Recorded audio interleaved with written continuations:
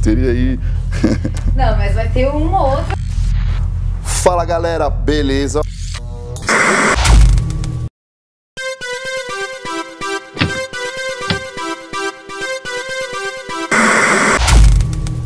Fala pessoal, beleza? Ralf aqui de novo para a gente tratar de mais um assunto no direito civil. Continuo no direito civil, depois aí o pessoal até escreveu, falou, pô, e fala aí sobre registros públicos, que é uma outra matéria que eu gosto bastante também. Vou falar, mas é que eu queria começar a iniciar pelo direito civil, justamente para abarcar alguns pontos essenciais da parte geral. Já quero agradecer aí a repercussão, foi muito legal, fiquei muito feliz. E eu tenho aqui acabei separando duas perguntas que me mandaram. Deixa eu responder rapidamente também para não invadir muito tempo da conversa de hoje aqui. A primeira, o João Walter me mandou, que aliás, João Walter é até o nome do meu primo também, a pessoa até ver se não foi meu primo que mandou essa pergunta. Porque o João Walter, ele perguntou o seguinte, qual é a classificação do negócio jurídico? Na verdade, eu fiz uma referência muito rápida a isso. Porque, na outra oportunidade, quando nós conversamos no outro vídeo, no primeiro, eu quis dizer o seguinte, quando a gente fala em classificação do negócio jurídico, a gente classifica o negócio jurídico de acordo com o seguinte critério. Qual é a quantidade de vontades que eu preciso para criar um negócio jurídico? Se você me disser que você precisa de uma só vontade, você está diante de um negócio jurídico unilateral. Por exemplo, um testamento, um codicilo, né? Basta a sua vontade, basta a vontade do testador para que ele crie um negócio jurídico. Se você me disser que você precisa de duas ou mais vontades para criar aquele negócio jurídico, então nós estamos diante de um negócio jurídico bilateral. Tá? Ou plurilateral, dependendo aí de como você quiser. A princípio, o bilateral já encaixa para qualquer quantidade, mas mais tecnicamente a gente fala em negócios plurilaterais. E os negócios jurídicos bilaterais, no nosso sistema, são a categoria dos contratos. É exatamente isso, o contrato é um negócio jurídico bilateral, eu preciso sempre de duas ou mais vontades. Tá? Segunda pergunta que eu separei aqui, Lucélia Correia. Essa aqui não é minha prima, eu não sei quem escreveu, mas uma pergunta bem interessante, que é o seguinte, não é o foco do que eu quis falar da outra vez e eu pretendo, aliás, inclusive falar com mais detalhes numa outra oportunidade, porque me parece uma matéria que a gente precisa aprofundar um pouco. Qual é a relação que existe entre negócio jurídico e os atos em sentido estrito? Essa pergunta, putz, é sensacional. Mas como eu falei, isso aqui daria uma baita aula para falar muito tempo a respeito disso. Mas eu vou, só para dar uma pitada e depois eventualmente a gente volta ao assunto. Quando eu falo em negócios jurídicos, eu falo necessariamente em uma realidade, um instituto jurídico que vai ter todos os seus efeitos regrados ou causados pela vontade humana. Todas as consequências que um contrato vai gerar são consequências que derivam da vontade humana, da manifestação de vontade, da exteriorização da vontade pelas partes. No ato jurídico em sentido estrito, ainda que eles tenham uma proximidade com o negócio jurídico, você não necessariamente precisa ter uma vontade para criar um ato desse. E a grande marca, o que separa justamente uma figura da outra, é que no ato jurídico em sentido estrito, nos atos estrito sensu, os efeitos eles decorrem da lei. Isso quer dizer, então, que ato jurídico em sentido estrito não tem vontade? Não, eu não quis dizer isso. Eu quis dizer o seguinte, que eles podem até ter vontade, mas talvez não tenham. E ter ou não ter vontade não importa, porque os efeitos jurídicos decorrem da lei.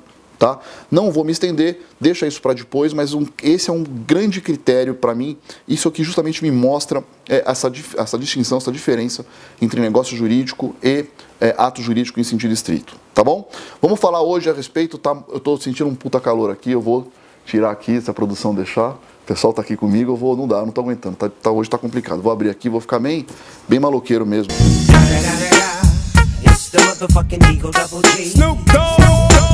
Pessoal, quero falar com vocês hoje aqui a respeito de um tema, na verdade, a rubrica desse tema é o que se chama de teoria das invalidades.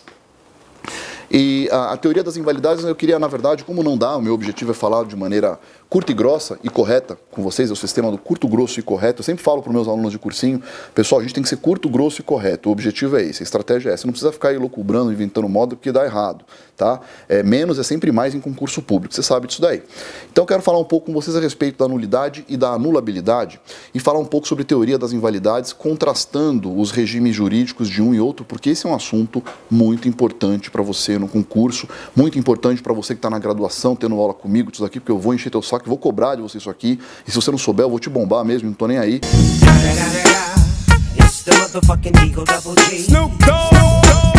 Então Então é importante você entender o que eu estou falando. Agora, eu não estou nem falando da importância prática no dia a dia, né? Porque muita gente não sabe a distinção entre uma figura e outra.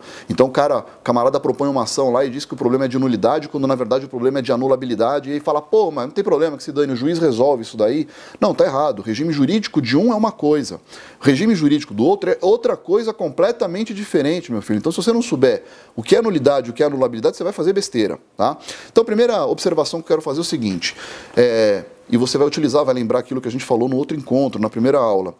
Justamente por conta das análises, ou da análise que eu faço dos planos do negócio jurídico, existência, validade e eficácia, se você não preencher um desses planos, a consequência disso é que você tem como figuras diferentes, da mesma forma que você tem existência, validade e eficácia, você tem, se não preencher os requisitos, os elementos ou os fatores, você vai ter inexistência do negócio jurídico, ou você vai ter invalidade do negócio jurídico, ou você vai ter ineficácia do negócio jurídico. São três situações completamente diferentes. Invalidade, você não preencheu os elementos de validade, os requisitos de validade.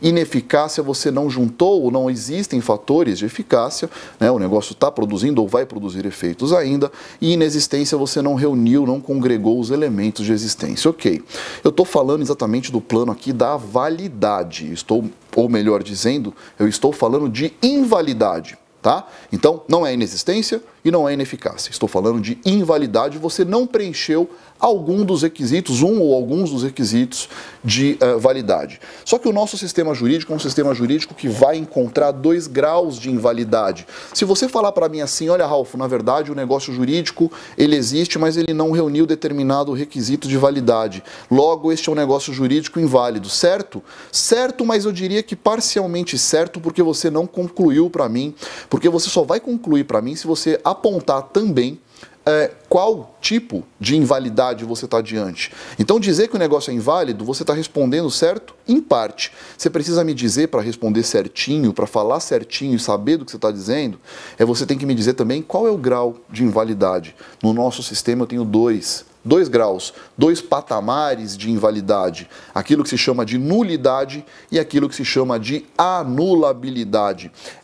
Vamos dizer de uma maneira bem simples, vai ocorrer nulidade quando a afronta for ao próprio interesse do sistema jurídico, quando a afronta extrapolar aquelas partes envolvidas no negócio jurídico. Quando isso acontecer, quando o ataque se dirigir ao próprio sistema jurídico, que eu tenho a nulidade, que é uma situação mais rigorosa do que a anulabilidade. Veja, na anulabilidade a afronta não é ao interesse comum, ao interesse público ou à rigidez do sistema jurídico. Quando eu falo em anulabilidade, o que eu estou falando para você é aquele negócio jurídico, ele afrontou interesses particulares, interesses das partes envolvidas e de ninguém mais. Esse é o grande critério, essa é a grande marca de um e outro. Depois que você identifica o que é nulidade e o que é anulabilidade, a grande importância na distinção, e é isso que eu queria passar, é isso que eu queria sublinhar, a grande importância nessa distinção é que você precisa verificar o regime jurídico aplicável a cada uma, porque nulidade, como eu falei, é uma coisa, anulabilidade é outra. E o que eu queria falar hoje, dizer, era justamente isso, falar a respeito dessa comparação de regimes jurídicos entre uma figura e outra, tá bom? O objetivo é justamente esse. Vamos começar. Em relação, você vai analisar comigo, em relação ao interesse da parte, do interesse, aliás, lesado, quer dizer, qual foi a afronta, contra quem se dirigiu aquele ataque que gerou a invalidade. Você tem 2 classificações, você tem 2 momentos. Primeiro, quanto à nulidade, você atingiu o interesse público. Quando você fala de anulabilidade, você atingiu o interesse das partes envolvidas, é justamente o que eu acabei de falar. Presta atenção no que eu vou dizer agora. A partir do momento que você considera essa primeira distinção entre uma figura e outra, todas as outras decorrem dessa primeira conclusão. Então entenda essa primeira conclusão, porque você vai ter condição numa prova, num concurso, numa petição para redigir uma peça, você vai ter condição, se você não decorar, nem precisa, você vai utilizar a lógica e vai chegar à conclusão e vai conseguir responder. De novo, deixa eu repetir, para deixar vocês aí cansados de tanto ouvir. Nulidade, interesse público atingido, o próprio sistema atingido. Anulabilidade, interesses privados, interesses das partes envolvidas. Ok. Aí eu pergunto para você, em relação à nulidade e anulabilidade, quem pode arguir Né? É preciso a provocação de alguém, para o juiz, por exemplo, conhecer essa matéria. E olha só, se você estiver diante de uma nulidade, a princípio, justamente porque é um sistema mais rigoroso, qualquer pessoa pode arguir. O juiz, inclusive, pode conhecer de ofício. Agora, se você me disser que nós estamos diante de uma anulabilidade, cujo interesse afrontado é somente aquele das partes envolvidas, então, nesse caso, somente as partes envolvidas podem se meter e ir lá reclamar alguma coisa. Nem o juiz pode, de ofício, quer dizer, de maneira autônoma, voluntária, chegar e pegar, olha, tem uma anulabilidade aqui, ele não pode fazer isso, as partes têm que provocar. Por quê? Veja o nexo disso daqui. Porque o interesse que foi afrontado aqui foi o interesse das partes. Olha só, você entra, vai lá num baile funk, engravida a menina e o pai da menina chega pra você e fala, você vai casar com a menina, põe uma arma na tua cabeça e fala, vai casar com a minha filha, eu sei que ela é uma mocré, tá horrorosa, mas você vai casar com ela. E você casa com ela. Você foi evidentemente coagido. Qual que é o problema nesse negócio jurídico? Eu vou falar de vícios do consentimento numa outra oportunidade, mas qual é o problema que você tem aqui? O problema é que a sua vontade saiu. Logo, o negócio jurídico existe. O problema é que a sua vontade não saiu de maneira livre, porque você foi coagido. Meu problema é de invalidade. Que grau de invalidade? Vício do consentimento, anulabilidade. O juiz, ele vê na audiência, ele percebe, ele fala, meu Deus, esse cara casou com essa mocréia, eu vou fazer alguma coisa aqui. E o juiz percebe que ele foi coagido.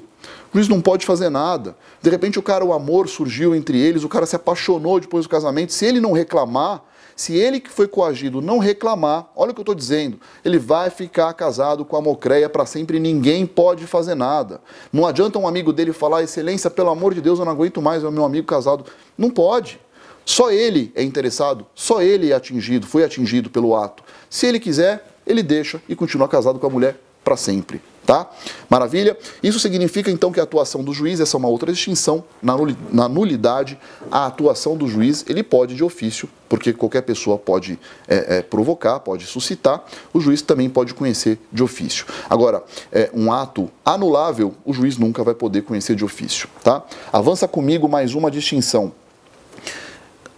Agora o meu critério é o seguinte, existe a possibilidade de convalescer com o decurso do tempo o problema de invalidade? Olha o que eu estou dizendo, presta atenção aqui, vou perguntar de outro jeito. É possível que com o passar do tempo, aquele negócio jurídico inválido se torne válido? Se você estiver diante de uma nulidade, você tem que responder negativamente, cara. Você tem que prestar atenção aí, interesse público, não dá, não vai convalidar. A nulidade nunca vai convalescer, ele nunca vai sarar, nunca vai sanar, ele vai continuar nulo direto. Agora, se você estiver diante de uma anulabilidade, depois de um certo tempo, aquele negócio que era inválido, ele não pode mais ser alegado. Então, a princípio, o que era inválido, agora vai permanecer daquele jeito, produzindo efeitos. O caso da coação que eu acabei de falar, do cara que foi coagido para casar, se ele, num determinado período de tempo, não tomar nenhuma providência, não propuser uma ação para invalidar aquele negócio jurídico lá, se ele não fizer isso e o tempo passar, ele não pode mais alegar isso. Tudo bem, ele pode se divorciar, pode separar, não importa, mas alegar a invalidade daquele ato, ele não pode mais fazer, tá? Por quê? A resposta é essa. Porque o negócio anulável convalesce com o decurso do tempo. O negócio nulo nunca vai convalescer. Beleza? Aí eu vou seguir para você e falar, decorre diretamente dessa última situação, e minha pergunta é possível ratificar um negócio jurídico inválido? Mais uma vez, a resposta vai depender se você está diante de nulidade ou de anulabilidade. Segue o sistema mais rigoroso. Se você estiver diante de uma nulidade, essa nulidade não pode ser ratificada, ela não pode ser confirmada. Se você estiver diante de um ato anulável, esse ato anulável pode ser consertado, ele pode ser ratificado. Veja, perceba como o sistema da nulidade é muito mais rigoroso que o sistema da anulabilidade. Vai acompanhando, que é justamente essa a ideia. Vou perguntar e vou responder justamente porque fica mais fácil. Outro critério. Vou formular uma pergunta, vai ficar mais fácil. Qual é a natureza da sentença que reconhece a invalidade? Depende também, porque se você estiver diante de uma nulidade, a sentença é declaratória, porque a sentença do juiz vai se limitar a reconhecer que existiu uma nulidade. Agora, a anulabilidade, o negócio anulável, a sentença que assim reconhecê-lo, é uma sentença que se chama de desconstitutiva ou constitutiva negativa, de acordo com os ensinamentos dos processualistas.